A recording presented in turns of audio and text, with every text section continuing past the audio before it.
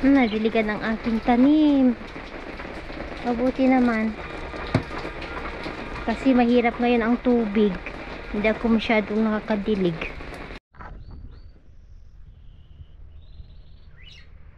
Good morning po. Naglilinis po ako dito sa labas. Umalis na ang mga bata. Ayan, walis-walis po tayo dahil maraming hindi pa kami tapos sa balkon namin. Tatanggalin namin lahat ito. Aayusin pag may tubig na. Wala pa kasi kaming government tubig kaya hindi kami makapaglinis totally ng water dito. So anyway, yan, walis-walis po tayo dito. Linis-linis.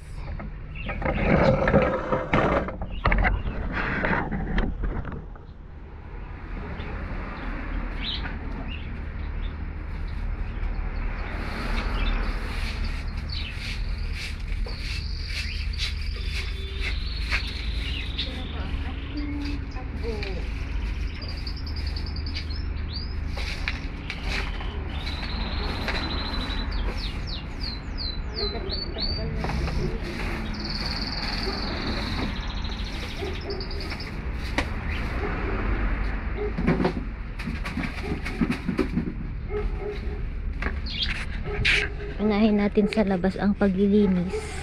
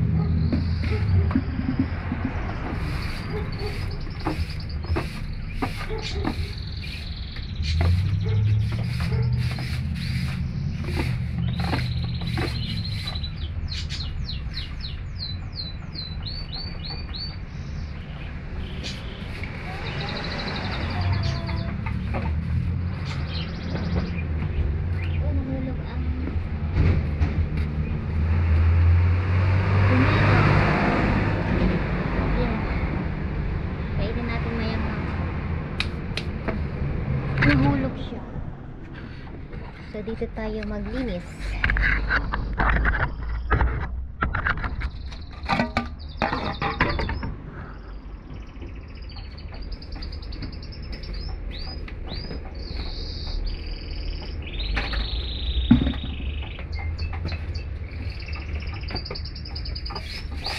Bebe.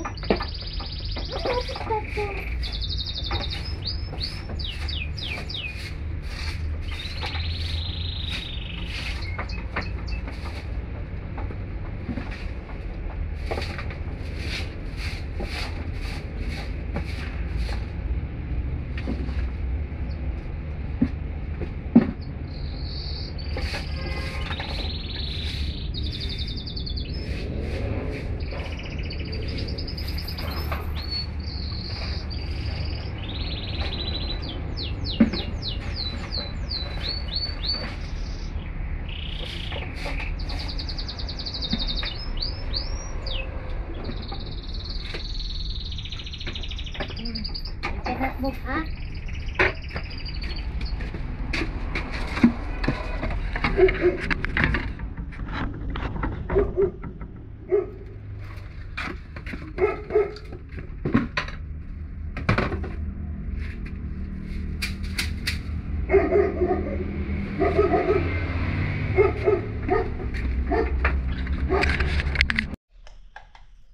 Dito naman tayo sa living room.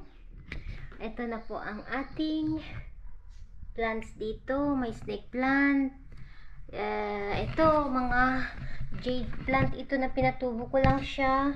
Yan, pininturahan ko na semento. Jade, din, snake plant din dito. May ibang variety. Ayan. Then, ito yung telescope. Ano ba ito? Yung ano ng mga bata. Ayan. Nakikita ang moon pag ano guys. Pag gabi. Tagal na ito. Nung ano pa si siya yan. Okay, so ito na po ang Christmas decoration dito. Meron po tayong mga books. Di siya yan dito. Alam naman natin na mahilig ang bata ng books. So, ginawa naming display. Ito po yung mga binili niya sa Pilipinas, guys. Sa Shopee. Ayan. Kasi mahal dito ang books. Kaya nag-uwi siya ng mga libro. Hindi pa niya ito lahat nabasa. Meron pa sa cabinet niya. Pero ibang ano yun. Ibang writer. Ang ano. So ito ang favorite ano niya. Writer. Rina Kent. Basta mga yan. Morgan Bridge. Meron din po tayong jade plant. Ayan. Ito rin po ay pininturahan ko lang siya. DIY. Ito po yung mga pinulot natin sa mountain na cone. Yung sa snowbar. Pine tree. Okay. Ito din yung plain na ano ni Kian. Ginawa naming display. So, yan. Ito yung decoration for Christmas. Lagayan ng chocolate. Webster. Ito na po yung cone. Yan. Cone decoration. Pinulot namin siya yan noon sa village. Naalala nyo?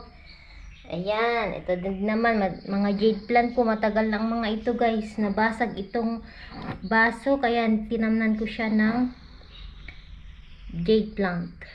May snake plant tayo dito. Ibang variety. Spiral ata yung tawag nila dyan. Pinuturahan ko din ang kanyang ano. Hindi na matanggal. Ang kanyang base. Gray at saka black. Ayan. Okay. DIY lang to. Dagayan ito ng old photos. Yung mga picture frame. So, ginawa ko siyang base ng plant. Ayan yung yung Christmas tree natin. Meron po tayo ditong mugara. Mugara ang tawag nila. Bethlehem ba? Kasi dito sa Lebanon, talagang may ganyan na decoration. Mga Bethlehem. Mugara ang tawag nila, guys. Yan.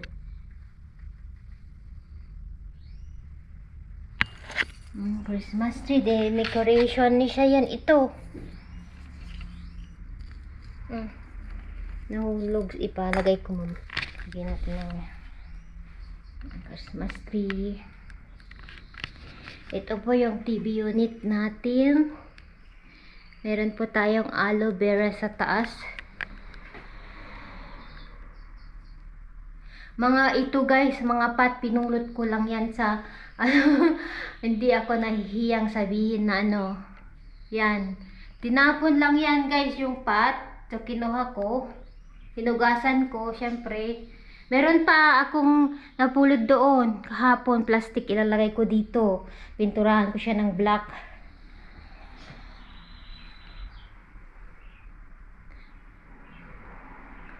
Yan na siya. So, ito na po ang ating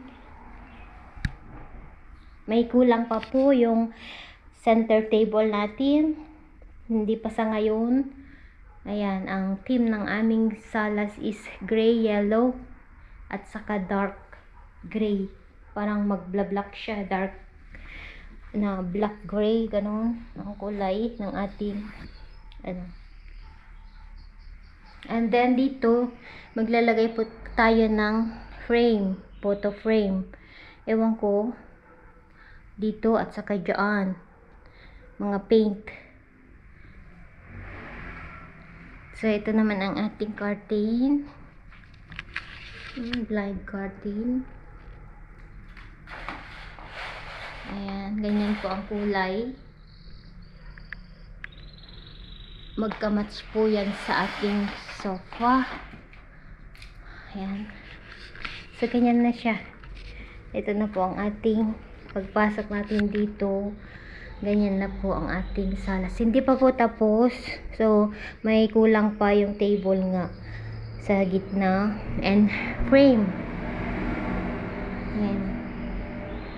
And one day, Sunday, itong TV natin ilagay natin sa kusina. So ito ay lalagyan natin ng mas malaking TV para yung space sa is ma-cover. Pero hindi pa sa ngayon guys ha. Next step, alam nyo, step by step ba, hindi naman agad-agad. Basta plano lang ba, dream. So ito na po ang dream come true. Ito na po ang ating dream come true dito sa bahay natin, na magkaroon po tayo ng sariling kwarto. Naalala nyo guys, dito noon yung malaking bed namin, nakalapag lang siya dyan, ganyan. So ngayon medyo okay na siya, masabi na pong may sarili tayong kwarto at saka malinis na siyang tignan. So excited kami ng mga bata na nag-aayos sa bahay, nagde-decorate.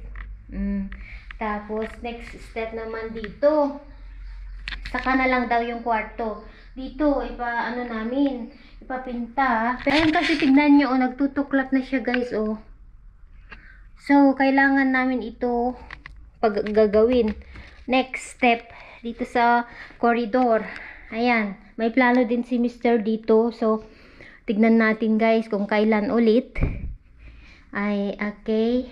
Basta step by step, hindi po all house na ipapaayos. Yun. And masaya po ako dahil din sa panonood nyo guys. Malaking tulong din po ang YouTube salary ko. And then syempre yung goal ko talaga is yung tuition, yung pag-aaral ng mga bata. And yun, sabi ko kasi yung pera nagagastos guys, kumbaga kung meron nagagastos siya, walang tawag ito, gets nyo ba ako? Sabi ko why not na hindi tayo magpagawa ng kwarto, maayos tignan yung bahay, hindi magulo. So parang nakikita mo yung hirap mo, ganon, yung pagpupursige mo sa lahat pagtatrabaho. And kaya yun, ito masaya kami ng asawa kasi kahit papaano na papagawa namin konti yung bahay. At syempre dahil din sa suporta nyo guys, sa panonood nyo sa amin, inaamin po naman sa inyo na nakakatulong sa amin yung sa YouTube salary ko. At syempre yung asawa ko nagpupursige din po siya na mag-work para ma-provide niya yung pangangailangan namin. And ito na po. Thank you Lord. Ayan, hindi pa ako magsawa magpasalamat sa ating Panginoon dahil noon yun na nga, yung mga nakasubaybay sa aming sa aming vlog ay alam nila yung story ng buhay namin, kung saan kami nagsimula guys. Okay, yan, ito po siya, hindi po siya white, tignan nyo, parang gray siya guys, light gray. Nung una akala ko white siya, pero sa picture ay sa video parang white siya, pero sa personal po is dark. Yan. Dito pag dumating yung binan ko, dito si Kian matutulog, dito ang higaan niya. So sa ngayon pansamantala doon sa kwarto siya natutulog. So ito naman ang setup ng kwarto. Ayan guys, alam niyo naman ito yung kwarto namin. So one day, someday naman is aayusin namin itong kwarto ng mga bata. Pero pinagplaplanuhan pa lang namin kung paano. Ayan. Okay, ayan. At yung upuan pala sa salas guys ay dito sa kusina. Ito pala ay galing noon sa salas. Ito, sofa bed din ito. Merong pwedeng pag-storage han dito sa loob. Nakatuyang-yang na. Ayan. So naglilinis po ako. Kaya ayan, pinakita ko lang sa inyo. So pwede itong higaan. Pwede dito matulog si Kian, pero sabi ko hindi, matutulog siya sa salas kasi kawawa naman yung bata, matutulog siya dito. Kaya sa ngayon natutulog si Kian sa kwarto. So, sa ngayon guys, ito, cover ng dito para hindi siya madumihan. Alam nyo, nilalagyan ko siya ng cover. Yung upuan namin. Pero pag may bisita, tatanggalin siya. Kasi, yan siya. Pang ano lang ba?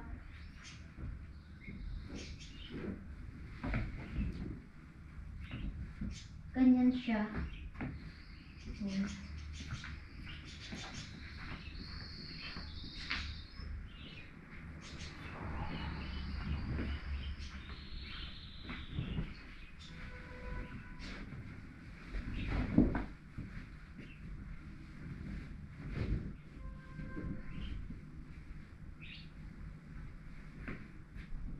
Ganyan, wala namang uupo, so i-cover natin para hindi madumihan. Lalo dito sa lugar namin, sa ano namin guys, ang tawag ito, mga alikabok. Kahit ano, kakamap mo lang, mamaya may tas na naman. Ito pala is storage ano namin. Yan pakita ko sa inyo. Ayan, ganyan po siya. Diyan nilagay yung mga belt ni siya yan noong ano siya sa Aikido. Nag-start siya dito, tapos ayan, ito yung belt niya ngayon. Aikido, hindi Taekwondo guys. Okay, so ito, cabinet sa taas. Paano ba ito open? Ganyan siya din, wala ding laman. So, syempre lalagyan din natin yan. Dito din, wala pang laman. Dito naman, mga lagayan ng charger, mga electronics. Yan. Ayan, okay. So, may laman na lahat itong drawer sa baba. Ganyan siya. Ang gusto ko dito is yung mga halaman guys. Pero yung base niya siguro ilagay ko sa malaki para mag-extend siya. Ganda ng snake plant talaga.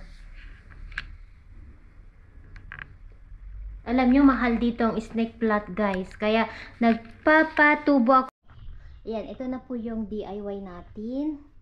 At shout out sa ating walis, proudly from Philippines. Ayan, black. Tapos, ayan, mga halaman ko dito. Naku, ganda. Maganda sa mata. Tingnan niyo. Ayan. Parang plastic.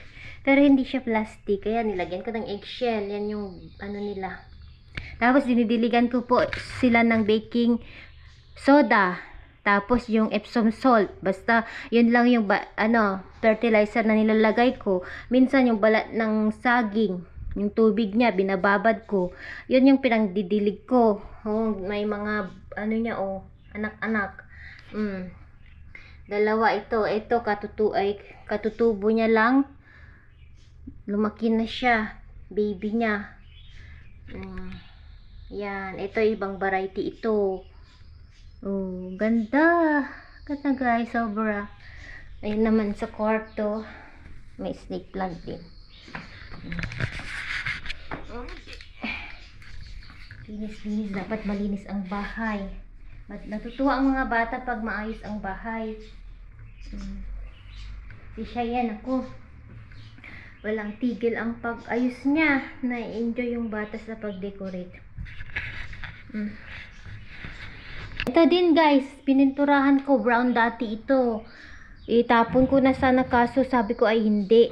Gawin ko siyang base, yung decoration. So, tignan nyo. May basag na kasi siya. Pero sabi ko hindi ko itatapon dahil pakinabangan pa ito. Ayan na nga siya. Naging modern na po. Ito ay plastic. Okay lang. Kailangan punasan lahat para hindi maalikabok. Snake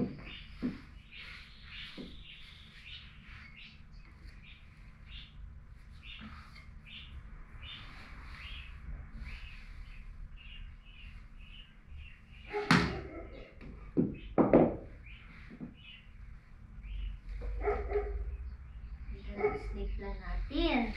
Nakaka-inlove.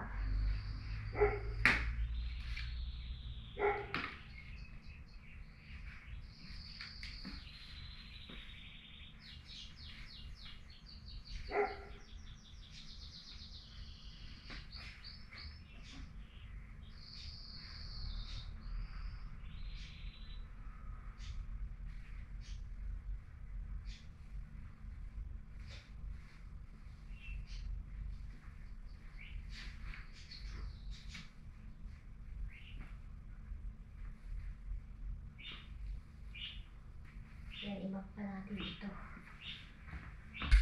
Yan, kumakain na po sila. Spinach with the beef. Ang meat. Yes, ang ulam. Yan, oh. Ginisa ko po yan sa ground beef. Why did you put me too Request much? ni Cheyenne. Dion didn't get any. Bala, mama, it's too much. Equal. You like it? I know, your favorite. Gustong-gusto ni Who's that? Cheyenne yan yung spinach. This is my fifth favorite. I like cheese butter. This is on my top 30 favorite food. Yan yung spinach ng ano, guys. Maganda yan, pampaano sa dugo ba? Pandagdag sa dugo.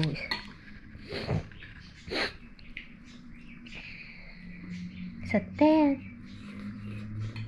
Yummy? Yan. It's shuay-shuay. Mainit!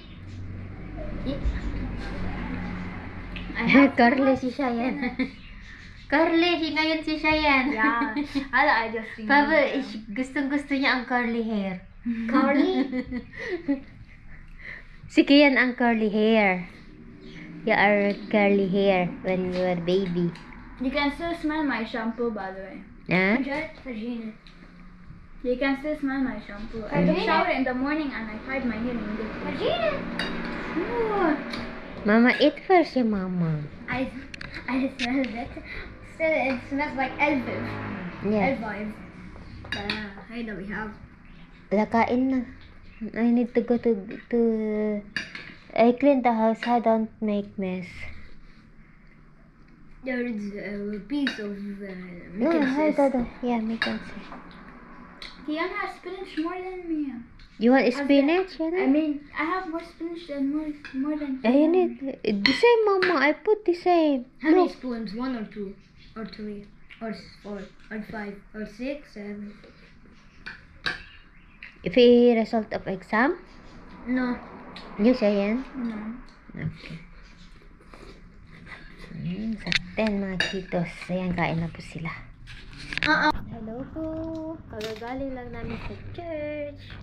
So, ngayon, dahil ako po ay plant hunter, hindi ako plant hunter po kami ng mga bata. May nakita po kaming fiddle fig sa daan. Tignan nyo, oh. I-propagate natin ito. Lagay natin sa tubig. Yan, oh. Kasi, may balak ako na ilagay ito sa aking salad paglaki niya. Nakita namin sa daan sa kinuha na namin. Nagputol kami. Yan, oh. So, ilagay natin ito sa tubig. 3 piraso siya. Yung isa malaki, oh. Bukas ipakita ko yung pinapigate ko ng snake plant. Madami. Hiningi ko lang din. Maganda kasi ito sa loob ng bahay ba. Mahal ito sa market kaya magpatubo na lang tayo. Kahit pwede naman po. So yan. Ilagay ko lang ito sa baba ng pomelo. I'm sure sa spring pwede na itong itanim. Wish me luck para sa ating fiddle fig. Yan, oh, 3 piraso. So, ilalagay natin dito sa baba. Or some place na hindi siya direct sunlight. Yung ano lang siya. Siguro, let's say, saan ko kaya ilalagay? Na yung safe na hindi nagagalaw. Tingin tayo sa baba. Ito na lang and forget about it. I-check na lang natin every week.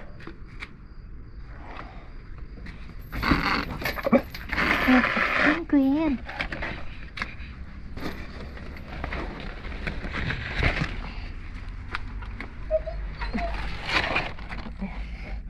Okay.